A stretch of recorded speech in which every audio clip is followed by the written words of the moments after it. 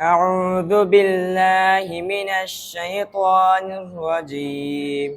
بسم الله الرحمن الرحيم. وفي الأرض آيات للموقنين وفي أنفسكم أفلا تبصرون. وفي السماء رزقكم وما توعدون. فورب السماء والأرض إنه لحق مثل ما أنكم تنطقون. هل أتاك حديث ضيف إبراهيم المكرمين إذ دخلوا عليه فقالوا سلاما قال سلام قوم منكرون.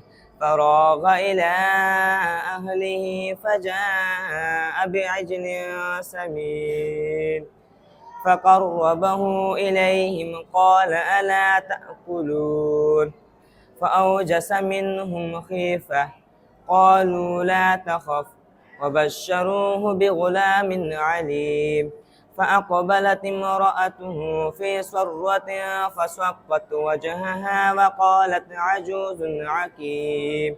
قالوا كذلك قال ربك إنه هو الحكيم العليم. صدق الله العظيم.